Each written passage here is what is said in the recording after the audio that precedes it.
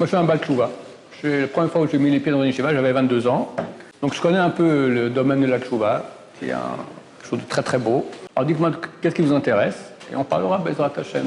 C'est un cours qui prouve, par A plus B, que la Torah est vraie. Ça n'existe pas, ça, dans aucune autre religion. S'il y a une seule preuve, ça me suffit, une qui est vraiment solide, je deviens musulman, je fais des séminaires pour les musulmans.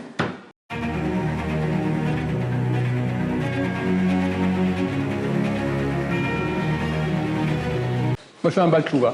La première fois où j'ai mis les pieds dans une yeshiva, j'avais 22 ans. Et puis voilà, je suis devenu Rosh Yeshiva après. Donc je connais un peu le domaine de la Tchouva, qui est quelque chose de très très beau. Et on peut parler ici de tout ce que vous voulez. Alors dites-moi, qu'est-ce qui vous intéresse? Et on parlera Bezrat Hashem. Tout le monde comprend le français? C'est bien? Oui. Ok. Alors, est-ce qu'il y a un sujet qui vous intéresse? Oui. J'ai une question. Comment agir sur ces pensées? Comment on va dire, je crois en Dieu, je sais qu'il existe, mais j'arrive pas à mettre ce que je crois et mes valeurs et tout ça en action et en faisant les mitzvot. Très bonne question. Ok, alors on va parler ce shiur dédié pour la Refoua Shlema de Mesaoud Ben Chana et de Frecha Bat Chana. D'abord, est-ce que ça intéresse tout le monde? Tout le monde, d'abord, croit en Dieu, tout le monde sait que Dieu existe. Si quelqu'un il a des doutes là-dessus, je ne vais pas faire un cours là-dessus, mais j'ai 2 vidéos. Un qui s'appelle La preuve irréfutable. C'est un cours qui prouve, par A plus B, que la Torah est vraie. Ça n'existe pas, ça, dans aucune autre religion. Beaucoup de gens m'écrivent, les musulmans, les chrétiens, avec toutes sortes de soi-disant preuves comme quoi leur religion est vraie. Il n'y a pas de preuve à leur religion. Ils m'ont écrit, beaucoup les musulmans, des dizaines de preuves. Je dis, s'il y a une seule preuve, ça me suffit, une qui est vraiment solide, je deviens musulman, je fais des séminaires pour les musulmans. Ils m'ont envoyé des tas de choses. Alors, les seuls trucs solides, vraiment bons qu'ils ont, c'est copier de la Torah. Tout le reste, c'est des bêtises. C'est tout des bêtises, d'accord? Ça n'existe pas. Les chrétiens, encore pire. Ils croient un homme qui était pendu, enfin, c'est très, très, très bizarre comme religion. Celui qui a néanmoins qui a des doutes, alors qu'il regarde le cours La preuve irréfutable. Là-bas, je prouve par A plus B que la Torah est d'origine divine. Après, un deuxième cours encore plus spectaculaire qui s'appelle Germamia. Avec ces 2 cours, normalement, il n'y a plus aucune question. S'il y a des questions, qu'ils m'écrivent, normalement, il saura que la Torah est d'origine divine. Maintenant, le problème, c'est le problème que tu poses. C'est écrit dans la Torah, via data hayom, et tu sauras aujourd'hui. Vashevota el levavecha, tu ramèneras à ton cœur, qu'Hashem ou Elohim, que Dieu est le Tout-Puissant, dans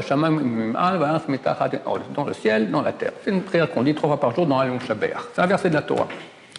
En fait, on voit qu'il y a 2 étapes. Il y a data hayom, tu sauras. Et ça, vous tous, vous savez, comme tu as dit toi, je sais bien que Dieu existe. Je sais bien que Dieu existe. Je crois à la Torah. J'aimerais pratiquer. Mais tu as un problème avec la deuxième étape. Vashevota el levavecha, amener ça au cœur. Le cœur, ça veut dire le vécu. Je sais que Dieu existe, mais si je savais vraiment au niveau du vécu que Dieu existe, on tremblerait toute la journée. C'est ce que ça veut dire quoi, Dieu? Dieu, il est infini, il est tout-puissant. Dans les livres anciens du Moyen-Âge, quand il parle de la crainte qu'on doit avoir de Dieu, c'est comme celle d'un grand roi. Aujourd'hui, personne, ça le parle quand on dit ça, parce qu'il n'y a plus de grand roi aujourd'hui. Si un roi d'un pays, tout le monde se moque de lui. Biden, tout le monde se moque de lui, c'est un petit enfant qui va dormir à 8h du soir. D'accord?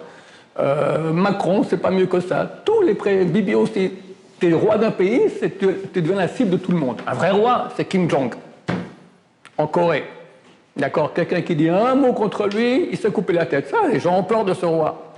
Hachem, c'est beaucoup, beaucoup plus fort. Mais nous, on ne connaît pas Hachem.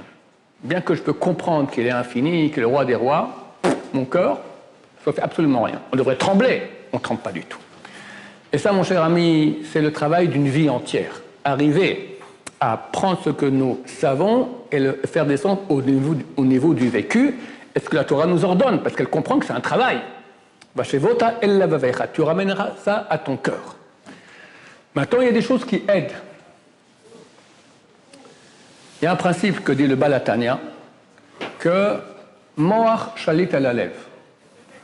La tête, l'esprit, elle est maître du cœur.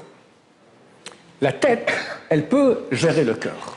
C'est quoi ces deux parties qui sont en moi, la tête et le cœur? En fait, il faut comprendre que il y a trois personnes en nous. Il y a, comme ça dit la Kabbalah, Nefesh, Ruach, Neshama. Le Nefesh, c'est la partie animale. Le Nefesh, la Torah, ça ne l'intéresse pas du tout. La partie la plus haute, c'est la Neshama. Elle, ce qui l'intéresse, c'est Dieu. Dieu, la Torah, faire des bonnes choses. Nous, on n'est ni ça, ni ça. On a un Nefesh, on a une Neshama. Nous, le vrai nous, c'est le Ruach. Ruach, c'est quoi? C'est un vent. Pourquoi un vent? Parce qu'il bouge. Il bouge. Le matin, Rosh Chodesh aujourd'hui, tu es dans ton lit. Tu as été à 3 heures du matin dormir, et Michael et Dov, ils viennent vous réveiller à 8h08, faites vite, il y a le Rav Sharon Shai qui vous attend. D'accord? Tu dois te lever du lit pour aller prier. Le Nefesh, qu'est-ce qu'il dit? Il dit, je suis fatigué, laisse-moi dormir. Le Neshama te dit, lève-toi, allez prier Dieu, Rosh Chodesh. Bagarre entre les deux. Toi, tu décides. C'est toi au milieu qui décide. Il y a une belle fille qui passe dans la rue, la Torah dit, il ne faut pas la regarder. Ouais, mais t'as vu un peu comment elle est belle, celle-là? Juste une seconde pour voir que, ouais, vraiment, il ne faut pas la regarder. Une fois que tu as vu, tu as compris qu'il ne fallait pas la regarder. Comme ça, toute notre vie, il y a des épreuves entre la partie animale, qui est très puissante, et la Neshama, qui est aussi très puissante. Il faut comprendre que jusqu'à l'âge de 18 ans environ, la Neshama, elle est très petite. À 20 ans, on reçoit beaucoup plus de Neshama. Après, chaque année, on reçoit beaucoup plus. Plus quelqu'un vieillit, plus la Neshama, elle grandit.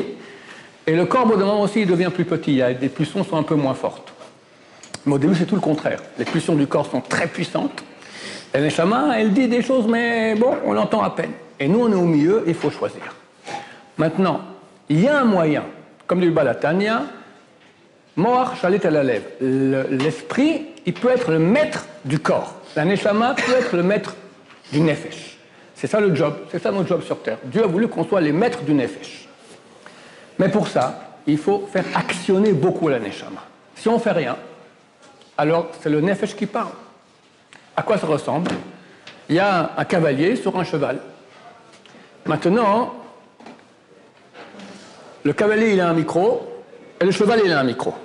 Le problème c'est que les deux ça arrive au même haut-parleur et quand ils parlent, il y a un seul haut-parleur. Moi, j'entends et je dis je. Quand je dis je, qui c'est? D'habitude c'est le cheval. J'ai faim, j'ai soif, j'ai pas envie, je suis fatigué, elle est sympa, d'accord? Ça c'est le je, le cheval qui parle. La tête, c'est le cavalier. Le cavalier il dit j'aime Dieu, viens, on va faire maintenant une mitzvah, viens, on va étudier la Torah. Directement le cheval dit non, ça ne m'intéresse pas.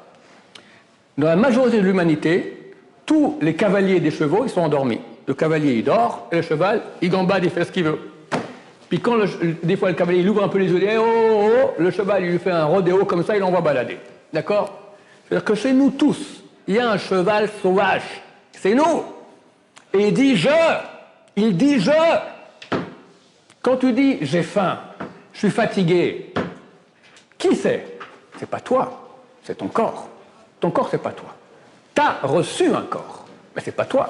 Je suis pas un corps. Je ne suis pas un corps. Mais alors, ta chaîne, tu vas te marier. Tu auras une fiancée que tu aimeras beaucoup. D'accord? Tu la regardes droit dans les yeux. Tu lui dis je t'aime, ma chérie. Maintenant, à qui tu parles? À ce que tu vois en face? Qu'est-ce que tu vois en face? Un peu de chair, un peu de maquillage, les yeux bleus. C'est quoi les yeux? C'est de la gélatine. Et tu la regardes profondément dans le noir des yeux, la prunelle. C'est quoi le noir des yeux? De quoi c'est fait? Hein? Un trou, il n'y a rien. C'est un trou. Alors tu parles à de la gélatine avec du maquillage et de la viande et tu dis je t'aime ma chérie. C'est pas ça, ça c'est l'écran. C'est l'écran. Comme maintenant tu as ta grand-mère qui habite Montréal, elle pèse 150 kilos, et tu lui parles maintenant de ton portable qui est extra plat. Alors tu as ton chien avec toi, puis il voit maintenant mamie, mais il ne comprend pas comment mamie est rentrée dans l'écran extra plat. D'accord? Elle pèse 150 kilos. Parce que c'est un chien. Toi tu comprends? Non. c'est un écran. Mamie, elle est à Montréal. Moi, je parle à l'écran et je vois Mamie par le biais de l'écran. De même, quand tu parles à ta fiancée, tu parles à son âme par le biais de l'écran qui est son visage. D'ailleurs, en hébreu, visage, on dit panim. Panim, ça veut dire, on peut lire aussi en hébreu, pnim. C'est quoi pnim? L'intérieur. Misrad Apnim, le ministère de l'intérieur. D'accord? Pnim signifie intérieur en hébreu. Donc le visage, c'est par là qu'on peut voir l'intérieur de la personne. Mais c'est un écran. Donc il faut comprendre que nous, on n'est pas des corps, on a des corps. C'est une nuance très importante. Comme ça, je comprends que comme mon âme, je m'énerve, j'ai faim, j'ai envie de regarder une fille, j'ai envie de dormir, j'ai envie de faire une manière, n'importe quelle chose qui provient du corps. Comprendre? C'est pas moi. C'est ma nefesh behemit, c'est mon âme animale. Rien que penser ça déjà, ça va déjà t'aider beaucoup à situer. Tu maîtrises déjà. Parce que si tu dis c'est moi, c'est dur de se battre contre moi. Si tu dis maintenant c'est pas moi, c'est mon âme, mais mon âme animale. C'est l'animal qui est en moi. Ah, il s'est énervé, ce stupide idiot. Tu parles de toi, d'accord, mais c'est pas toi, c'est l'idiot qui est en toi. Le fait de déjà pouvoir situer en toi que ça provient de l'animal qui est en toi, ça aide déjà beaucoup à mieux gérer. Maintenant, il est impossible de gérer l'animal si le cavalier est endormi. Le cavalier il doit être là, bien tenir l'animal, et le cavalier, comme je dis, c'est la raison, il faut renforcer la raison, sans cesse. Ça, il n'y a pas plus important pour renforcer la raison que l'étude de la Torah, et spécialement ce qu'on appelle le moussar. Le moussar, ce sont des livres qui aident à maîtriser le corps. Moussar vient ça signifie, comme corriger, d'accord? C'est des livres que tu lis qui réveillent ton âme. Tout à coup, tu dis à Yom Kippour, d'accord? Bon, quelqu'un fait des bêtises avec une Goya cette année. Oh, Yom Kippour, il fait tchouva. Maintenant, la gueule lui dit on peut se voir Yom Kippour. Yom Kippour, au moins ce jour-là, je fais rien, d'accord? Et il regrette. Pourquoi? Parce que c'est un jour saint qui réveille l'âme. Et l'âme, elle est tellement, à Yom Kippour, on est tellement proche de Dieu, on dit la Goya, mais jamais de la vie, terminé. Le lendemain, on retombe, d'accord? Mais au moins, Yom Kippour, on ne tombe pas. Ça veut dire qu'il y a des choses qui réveillent l'âme. Il n'y a rien qui réveille plus l'âme au jour le jour que l'étude du Moussar. Il y a des livres, Messat Yesharim, Chavot Elvavot, beaucoup de livres, et les cours que nous on fait, d'accord? La majorité de mes cours que je fais, moi, c'est du Moussar. Sur Internet, tu as beaucoup de rabbins, en anglais, en hébreu, en français, qui parlent du Moussar. Plus tu vas écouter, plus tu vas avoir des forces contre le Yetzer Hara. Et au bout d'un moment, tu vas maîtriser ton Yetzer Hara. Et là, tu pourras réaliser ce qu'écrit la Torah, Vashevota et Levavecha. Tu ramènes à ton cœur. Ton cœur, il est propre. Ça, c'est être sadique. D'accord? Si tu es propre sur tout, tu es sadique. Mais arrivé, chaque petit pas qu'on fait, il faut savoir qu'en spiritualité, dans le rapprochement de Dieu, chaque petit pas qu'on fait minuscule, il vaut infini. Olam haba, c'est infini. Nous, on est fini. On est fini. Tout le monde à l'âge de 120 ans, capote, sous terre. Mais c'est le corps qui est sous terre. Nous, on va rester pour l'infini. Quand tu fais une mitzvah, tu crées une réalité qui va rester pour l'éternité, infinie. Combien ça vaut? Comment ça vaut 1 milliard de milliards de milliards de milliards par rapport à l'infini? Tu étudies un peu de maths? C'est rien du tout. Rien du tout, zéro. 1 milliard de milliards de milliards de milliards par rapport à l'infini, billion, ça vaut zéro. Une fois, j'ai raconté ça à mes enfants à table, Shabbat. J'avais une fille avec 15 ans à l'époque, il dit « Papa, je ne comprends pas. » Toi, tu me dis maintenant que ce monde-ci, toutes les envies de ce monde, les filles, bon, à mes enfants, je ne parle pas des filles, mais à vous, je vous parle des filles, d'accord, Internet, la bouffe, dormir, tous les kiffs, d'accord. Moi, je dis ça vaut zéro. Par rapport à une mitzvah que tu fais qui vaut infini. Elle me dit, mais c'est pas vrai que c'est zéro. On peut dire que c'est zéro, on est bien là. Dit que c'est très, très, très, très, très, très petit. L'infini est très, très, très grand. Mais il y a quand même ici un monde qui existe et qui est bon. C'est bon, on l'a masé, c'est bon. Une fille, c'est pas bon. Il n'y a rien de plus beau. Est-ce qu'il y a une chose qui est plus belle qu'une fille dans le monde? Moi, je ne connais pas. D'accord? Tu me dis que c'est rien. Je dis, en maths, c'est écrit que 1 milliard de milliards de milliards par rapport à l'infini, ça vaut zéro. Elle me dit, je ne suis pas d'accord. Elle dit que c'est très très petit, mais pas zéro. Monsieur, qui a raison? Ma fille ou les maths? Les maths? Mais elle a raison. Regarde que lui que c'est zéro. T'as vu la fille? C'est zéro. C'est Miss Monde. Tout divisé par l'infini, c'est 0. Mais elle est là, la fille. Ne me dis pas c'est 0. Non, mais c'est elle pas va zéro. pas être là dans 120 ans. Ok, mais là, maintenant, elle est là. Ne me dis pas que Comparé c'est... à l'infini, c'est 0. Pas mal, je suis d'accord avec toi. Mais la fille, elle te dira, je comprends pas. Elle dira pas une fille, elle dira un bonbon, elle dira, je sais pas moi, partir en vacances au bord de la mer. Ne me dis pas c'est 0. C'est agréable, c'est bon, c'est très très petit. Mais ne me dis pas que c'est 0. Pourquoi on pense toujours à l'infini? Il faut penser dans notre contrainte de cette réalité à nous. Oui, mais Dieu nous a amenés ici dans ce monde-ci pour une seule raison. On va préparer notre infini. Quand tu fais une mitzvah, c'est quoi mitzvah? Mitzvah, c'est 4 lettres. Vous faites à vous à l'envers, même tzadik, vav et puis hey. Vav et puis hey sont les 2 dernières lettres du nom de Dieu. Le nom de Dieu qu'on n'a pas le droit de prononcer, Yud, moi je dis et puis, Yud, et puis hey, et puis vav, et puis hey. Le dire d'un coup, on n'a pas le droit de dire. Ok? C'est le nom de Dieu. C'est quoi Yud, ke, vav, ke? Yud, et puis hey, puis vav, c'est la contraction de 3 mots. Haya, ove, veiye, qui était et sera. En français, il traduit l'éternel. Ça, c'est le nom de Dieu. Le mot mitzvah, les 2 dernières lettres sont vav et puis hey. Les 2 premières, c'est Mem et Tzadik. C'est quoi Mem Tzadik? Il y a un alphabet, d'après la Kabbalah, on prend les lettres à l'envers. On appelle ça Atbash. Aleph, c'est égal à Taf. Première lettre, dernière. Bet, deuxième, à Shin, avant-dernière. Gimel, Resh, 2. Les lettres Mem Tzadik sont dans Atbash, les lettres Yud et puis Hey. C'est donc les 2 premières lettres du nom de Dieu. Donc quand tu fais une mitzvah, tu crées Yud, Ke, Vav, Ke. Tu crées une réalité divine en toi qui est infinie. Tout le but de venir sur Terre, c'est qu'on ne peut pas faire des mitzvot sans corps. Il faut un corps. Alors Dieu nous met dans un corps. Il veut que nous on fasse. Alors il met aussi un challenge, d'accord, un libre arbitre. Et quand tu vas te renforcer contre la partie animale de ton corps, et tu vas faire la mitzvah, tu reçois l'infini. Après, quand tu meurs, tu es infini. C'est le but du monde. Dieu n'a pas créé le monde pour qu'on investisse dans ce monde. Parce que ce monde-là, il vaut rien. 0. Comme tu dis, toi tu dis plus que moi. Moi je dis, non, il est quand même petit. Toi tu me dis, non, c'est 0. Par rapport à l'infini, ça vaut rien du tout. Je reviens à la question quand même de ma fille. Elle dit non, c'est quand même oui un peu. Qui a raison? T'as raison, c'est les maths. Où est l'erreur de ma fille? C'est qu'elle, elle pense l'infini, elle voit le petit, ce monde-ci très petit, et le monde infini très grand, mais fini. Quelqu'un qui n'a pas un esprit beaucoup développé ne peut pas imaginer l'infini. Impossible. Imaginer vient du mot image. Est-ce qu'on peut donner une image à l'infini? On ne peut pas, parce que l'infini, il n'a pas d'image. Une image, c'est fini. Donc, elle, dans son esprit, elle se trompe. Elle se dit, l'infini, Olam Haba, c'est très grand, mais fini. Et Olam Hazé, c'est très petit, mais c'est là. Mais si on se rendait compte vraiment que c'est infini, alors Olam Hazé n'a aucune valeur, rien. Le piège, c'est que quand on va naître, un enfant qui va naître, est-ce qu'il a une idée de l'infini? Il a une idée de Dieu? C'est marqué qu'il est entièrement Yetzer Hara. T'as vu un petit enfant quand il mange? Il tient comme ça, et il tient déjà dans la main la suite, pour pas qu'il lui manque un peu de manger. Et s'il a pas reçu ce qu'il veut tout de suite, il se met à hurler.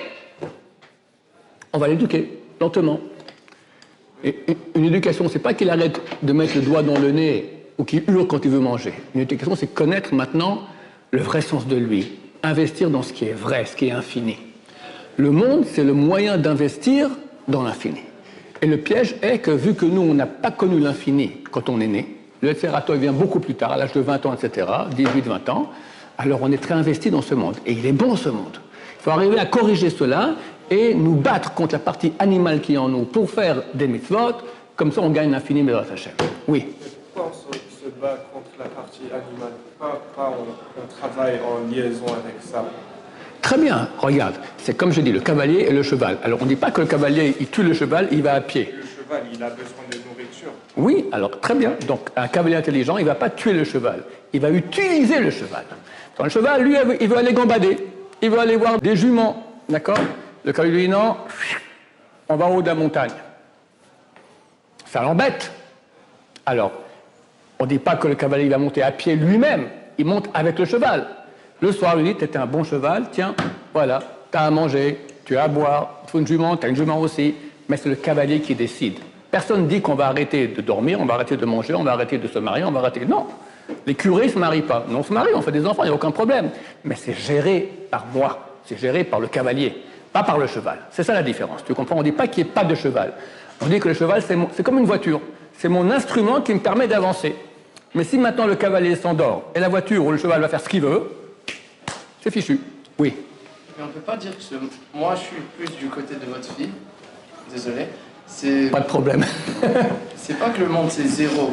Pour aller à l'infini, il faut passer de 0 à 1, 2, 3, 4, 5, 6, 7, 8, 9, 10. Alors les mitzvot qu'on fait dans cet olam, ça nous amène à l'olam haba, c'est ça l'infini. T'as entièrement raison.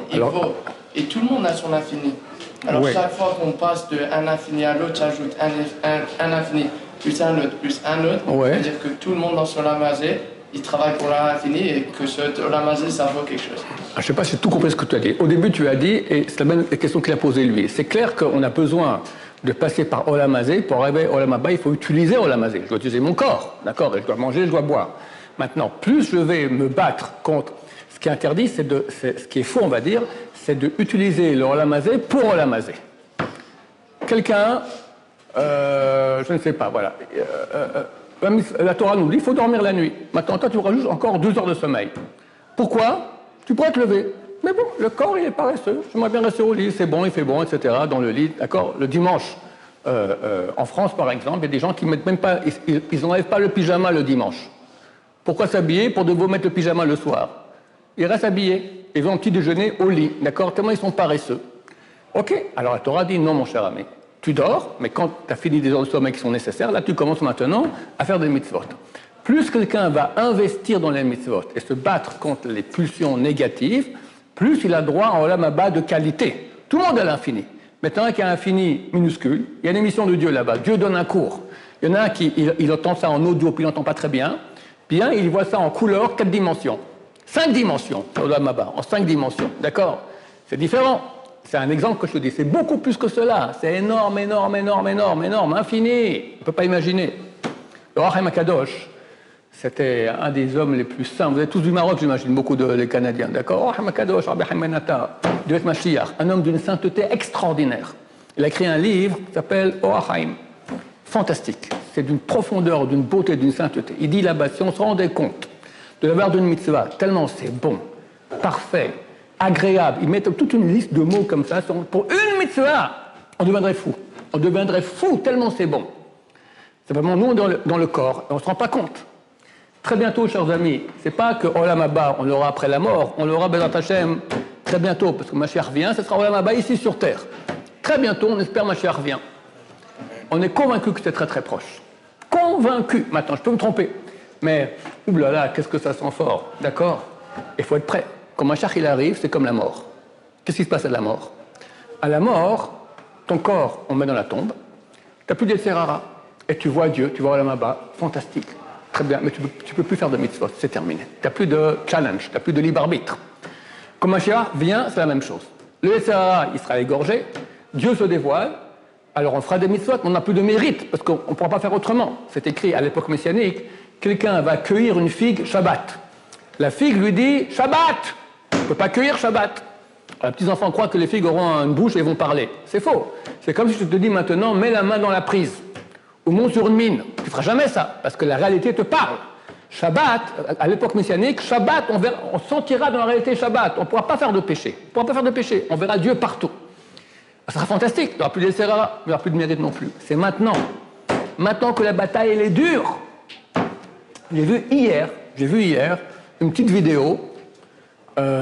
C'est des Américains qui font ça s'appelle Vaimen. Et c'est undertitle en français. Ils disent qu'à l'époque, il y avait un grand rabbin en Russie qui a dit à ses élèves d'étudier la Torah beaucoup. Et puis ils sont venus le voir et dit on ne peut plus, le KGB nous poursuit, c'est extrêmement difficile. Il a dit il viendra un temps où on ne pourra plus faire des mitzvot comme ça. Aujourd'hui, de faire une mitzvah, pour nous, c'est facile. À l'époque, quand tu as le KGB au trou, tu fais des mitzvahs, ça a une valeur fois 10 000, d'accord? C'est très très dur. Ces mitzvot qui sont durs, ça a une valeur énorme, très très très grande, beaucoup plus grande que des milliers de mitzvot qu'on peut faire. Parce que c'est dur de les faire. Alors, cette boîte américaine, elle dit aujourd'hui, c'est vrai qu'on n'a pas le KGB qui est derrière nous, mais on a fait une mitzvah qui est extrêmement dure à faire. Par exemple, aller dans la rue et pas regarder les filles. D'après la Torah, on n'a pas le droit de jouir du corps d'une femme. Tu arrives à faire ça? C'est très rare, c'est presque impossible. C'est presque impossible. C'est une bataille plus dure que le KGB, plus dure. Viendra Mashiach, terminé. Il y a une femme qui ira en mini-jupe quand Mashiach il viendra. Miskena, d'accord, impossible. C'est maintenant la bataille. La bataille. Et pour vous, les gens de votre âge, chers amis, c'est quoi le tiara numéro 1? Les femmes. Les femmes. Des fois, c'est ton âme sœur. Des fois, Kadosh Baruch Hu, il t'a mis des âmes sœurs dans la terre. Dieu n'a pas dit pas de femme. Il dit ta femme. Tu veux, chez Dour, tu te maries, terminé. Mais une copine, chas v'shalom. C'est le pire dans la Torah. Je veux dire un truc que je n'aime pas dire sur Internet. Si un goy vient, me met un pistolet sur la tempe et me dit mange du porc, Shabbat, tu égorges le porc, Yom Kippour, qui tombe Shabbat avec les dents et tu les manges crus. Ou je te tue. Qu'est-ce qu'on fait? On fait tout? Non. On transgresse Shabbat, Kippour, le porc, avec bracha, les batala. D'accord? Hein? Moi, je meurs. Non, t'as tort, t'as pas le droit. Pourquoi? Parce que c'est marqué, elle a mitzvot asher ta'aseh v'chabay. Voici les mitzvot que tu feras et tu vivras dans ces mitzvot. Il faut vivre et pas se faire tuer. Il y a 3 mitzvot qu'il faut se faire tuer et pas transgresser. Je te dis, fais avodah zara, prosterne-toi devant l'église, tue ton prochain, et en français ils disent l'adultère. Mais c'est des bêtises, c'est pas vrai, c'est pas l'adultère. C'est tout contact physique avec une fille qui est plus que poli. Tu prends ta copine, Christy ou Rachel, et tu lui prends la main, gentiment, ma chérie, tu l'embrasses la main. Le gars, tu dis, ou tu l'embrasses la main ou je te flingue. Tu lui dis, tire. Là, tu as raison. Dans ce cas-là, il faut préférer tuer. Tu comprends ce que ça veut dire? Tu vas Kippour, du porc, mais jamais de la vie. Mais pourquoi, si on va la marier? Tu vas la marier au mariage, pas avant. Au mariage, elle est nida avant le mariage. Une femme qui n'a pas été au mikvé, elle est nida, c'est issour karet. Karet, c'est très grave. Attends, si elle est au mikvé, alors c'est un interdit de la Torah, comme manger du porc. Et manger du porc, tu vis, tu ne te fais pas tuer, tu manges le porc, alors que la fille, il faut se faire tuer. Ça, c'est les sages d'Israël qui ont écrit. Est-ce que c'est vraiment péché? T'as entendu ce que je t'ai dit? Comment je dois faire pour expliquer ça? C'est juste, c'est tellement. C'est écrit Mais quand tu dans le te maries, Shulchan Aruch, Yoredea, chapitre 157, alinéa 2, dans le char 10. Là-bas, tout interdit de la Torah concernant les filles, il faut préférer se faire tuer que de transgresser. Où c'est marqué dans la Torah? Lot écrivez-vous les galotes erva. C'est écrit dans Parashat Acharemot. C'est Vaïkra, chapitre 19. Vous vous rapprocherez pas de la erva. Erva, c'est la relation. C'est quoi se rapprocher? On appelle ça les préliminaires. Prendre dans tes bras, l'embrasser, la caresser, tout ce qui est plus que bonjour madame. Bonjour madame, c'est interdit, mais c'est des rabbanan. Si c'est plus que ça, c'est déjà un plaisir, c'est interdit de la Torah. Et tout interdit de la Torah, sexuel, mieux vaut se faire tuer que transgresser. Écoute, si j'étais le bon Dieu, j'aurais dit permis. Mais Manasseh, c'est pas moi le bon Dieu. D'accord? Et c'est évident que c'est l'épreuve numéro 1 de la jeunesse aujourd'hui. Mais si on a fait ça, alors... On fait tchouva. On fait tchouva. Mais on fait tchouva au mariage. Sous la Je veux dire quelque chose. C'est écrit que le jour du mariage, c'est comme Yom Kippour. Et Yom Kippour, quelqu'un fait tchouva, on pardonne ses péchés. Et c'est écrit, celui qui dit je vais faire des péchés, et à Yom Kippour le fait tchouva, il fera pas, Yom Kippour ne pardonne pas. Celui qui dit je vais faire des péchés, et après le jour du mariage je ferai tchouva, on ne pardonne pas, ça ne marche pas. Et le bon Dieu, on ne peut pas jouer avec lui. Interdit. Je dis encore plus que cela, ça bousille la personne. Pourquoi? J'explique un peu plus profondément. L'attirance qu'on a pour la femme, de quoi ça vient? Dieu, il a voulu créer quelque chose de très très beau, très très grand. C'est l'union entre l'homme et la femme. Quelque chose de très très grand, énorme. Parce que Dieu, il est un, et quand il y a une union, alors Dieu vient dans un couple où il y a l'union entre l'homme et la femme, Dieu est présent, c'est le paradis. Maintenant, les pulsions sexuelles sont là pour rapprocher l'homme et la femme ensemble. Mais une fois qu'ils sont mariés, quand on est marié, qu'est-ce qu'on fait? On fait des kiddushin, on rend ça saint, ça veut dire le mot kadosh, ça devient saint. Avant, ça s'appelle tamé, ça veut dire utiliser maintenant ces pulsions très fortes pour pas le but que Dieu a créé. Simplement pour le plaisir. Pourquoi on fait? Pour le plaisir. J'aime aussi ma copine, mais c'est pas sanctifié, c'est pas kiddushin. Quand on fait les kiddushin, il y a une partie de l'homme, de l'âme qui passe chez la femme. Une partie de ton âme qui va chez ta femme. C'est quelque chose de très très kadosh. Quand tu n'es pas marié, il n'y a pas ça. Et tu utilises maintenant ces pulsions de plaisir que Dieu a mis pour qu'il y ait l'union dans le couple, kadosh, et tu utilises ça maintenant pour autre chose. Ça s'appelle la toum'a. C'est la pire impureté qui existe. Il n'y a pas pire que ça. Preuve en est que lui, mais il faut se faire tuer que ça. Quelqu'un te mange du porc, à Kippour, qui tombe un Shabbat, que tu égorges avec les dents, te dit oui, tu vis et tu fais pas ça. Et tu n'as aucun péché. Tu n'as aucun péché parce que tu es obligé. Mais maintenant pour la fille, mieux vaut se faire tuer. Ça veut dire que utiliser ces pulsions qu'on a de façon interdite, c'est le contraire de toute la création. Il y a eu Mabou, le déluge. Pourquoi il y a eu le déluge? C'est quoi leur péché? Leur péché le pire, c'est comme aujourd'hui, débauche sexuelle. Moins qu'aujourd'hui. Ils n'avaient pas Internet. Quelqu'un voulait coucher avec une fille, il fallait taper à la porte, t'es libre, oui, non, oui. Aujourd'hui, c'est elle qui t'écrit, d'accord, elle t'envoie des scuds sur la tête, des procédures du quartier, des gens, ils ont ton adresse, machin. C'est terrible. Et les trucs porno. 1,5 milliard de connexions porno par jour.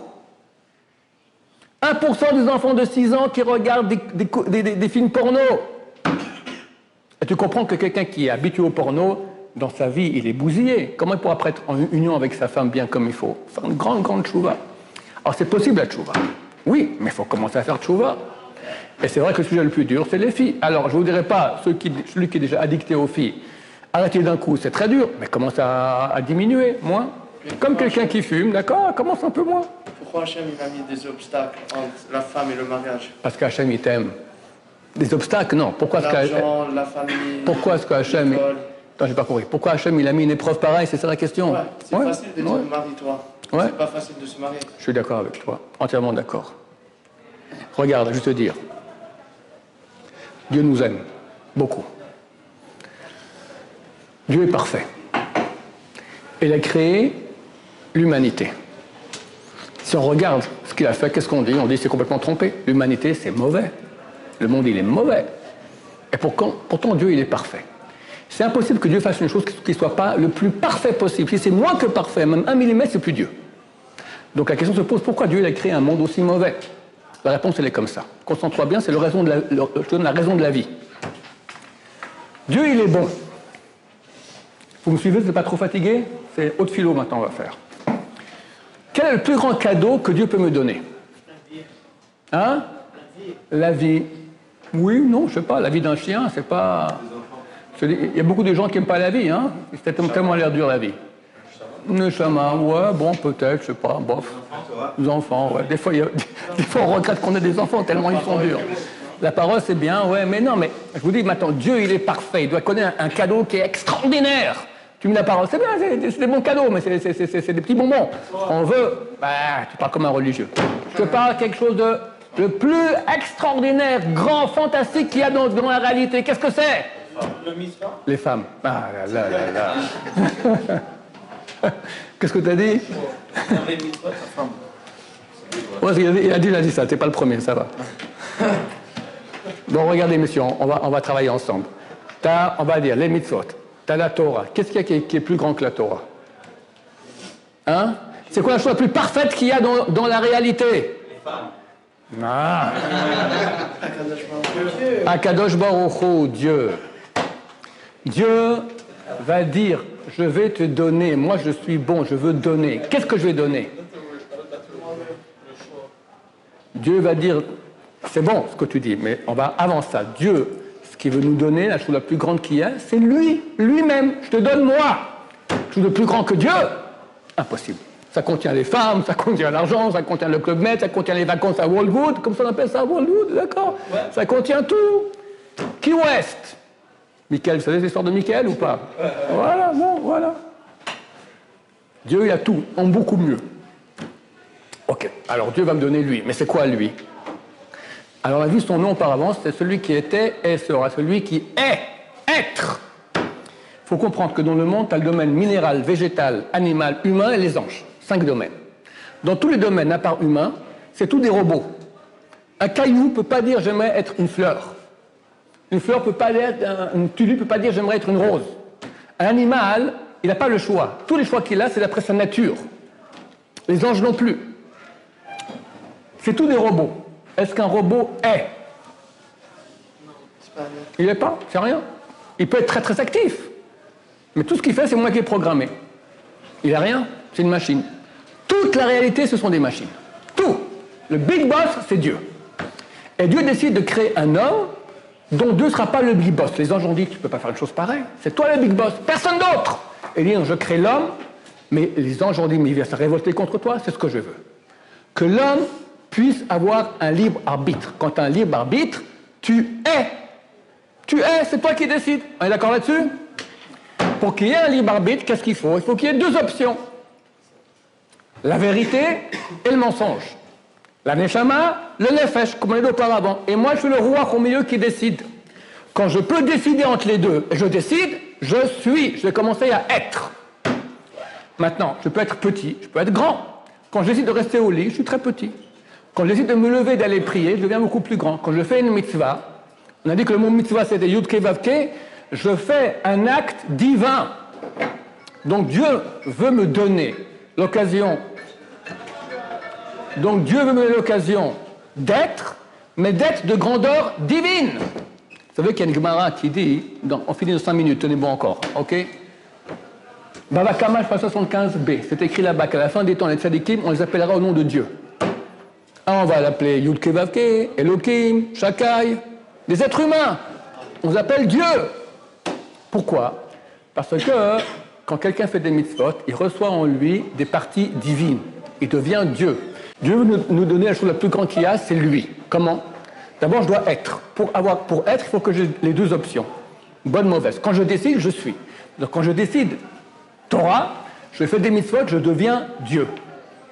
Je deviens Dieu. C'est fantastique. C'est ce que Dieu a voulu. Me donner la chose la plus grande qu'il puisse y avoir. Donc, c'est vrai, pour répondre à la question, que ne pas se marier, c'est difficile.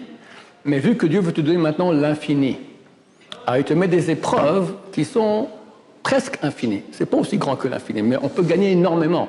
Si Dieu te met des épreuves qui sont toutes petites, tu diras à Dieu, mais j'aurais pu faire beaucoup plus. Moi, je voulais beaucoup. Je voulais être beaucoup. Et vu que tu fais des petites épreuves, tu es peu. Dieu qui t'aime, il sait exactement quelle est la valeur de ton neshama, il te donne maintenant des épreuves équivalentes à ton potentiel. Tu as un grand potentiel, tu as des grandes épreuves. Tu as un petit potentiel, tu as des petites épreuves. Aujourd'hui, vous êtes tous des géants. Parce que vous avez des bonnes femmes partout. Partout. Hachem Yishmor, se retenir, c'est très dur. Celui qui fait ça, c'est écrit dans Kiddushin, page 39, celui qui se retient de faire un péché sexuel, le mérite est plus grand que toutes les mitzvot de toute la Torah. Alors arrêtez totalement celui qui peut, kol hakavod. Sinon, diminuez. Très bientôt vient Mashiach. J'espère dans les semaines à venir. C'est marqué que la 7e année, quand on sort de la 7e année, Mashiach il vient. On est dans toute l'année qui est après la 7e année. Ça finit dans exactement le jour, je crois, dans 2 mois. J'espère que durant ces 2 mois, tout va péter. Et Mashiach il vient. Il faut être prêt quand Mashiach vient. Tu ne peux pas recevoir Mashiach avec ta copine. Il faut faire tchouva. Ou au moins montrer à Dieu que je commence à monter. D'accord? Allez, que Dieu vous aide.